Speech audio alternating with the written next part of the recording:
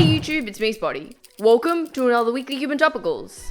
So the question for today is, hypothetically, where would we be if cubing hardware never improved? First and foremost, the only way that I think cubing hardware could have stayed at original unmodded Rubik's brand standards is if nobody really bought the Rubik's Cube in the first place, and cubing as a hobby never took off. And the reason I say that is because for things to improve, there needs to be a market or audience for it. If nobody cubed, then there'd be no need for hardware to get better, to satisfy the needs of cubers. So if we're going to assume that that's the case, then where would we be? Not cubing, right?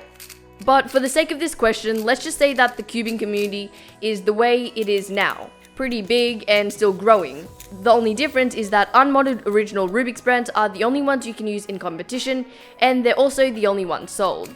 So the first thing that comes to mind is, if hardware didn't improve, would we be more efficient? As in, would our methods be more developed, seeing that our times would be greatly dependent on our move counts and efficiency rather than our speed or spamming TPS?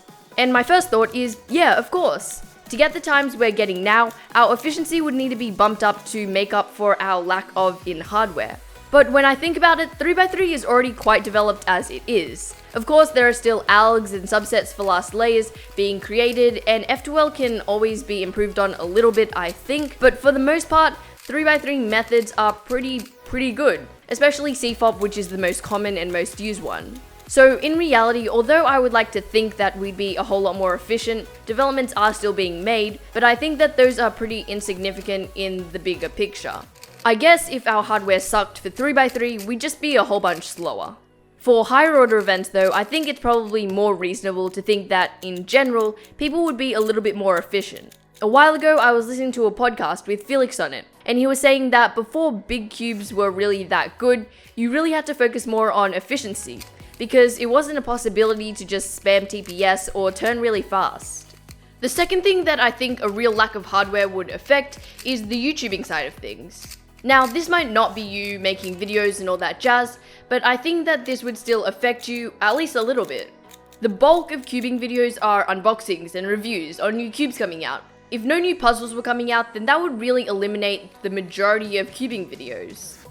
And the final thought that I had was, maybe if there was only one cube to use, comps would run a little bit differently. Maybe not better or worse, just different. What if instead of bringing your own cube, you could rent a Rubik's brand at the competition as part of your entrance fee? That way you wouldn't be able to mix up the cubes while scrambling, or mix it up with other people as the comp is going on. There would also be no issues with the cube being not comp legal, because all the cubes are provided by the delegates anyway. I think that a couple problems could be eliminated if there was only one cube to use. And obviously there are cons to this too, but I just think that if there was only one cube, then comps would run differently than how they run today. But yeah, that's just about everything that I thought of regarding the question, where would we be if hardware never improved? Feel free to leave your thoughts down in the comment section below. I would really love what you've got to say. But other than that, thank you guys for watching, and I will catch you all very soon.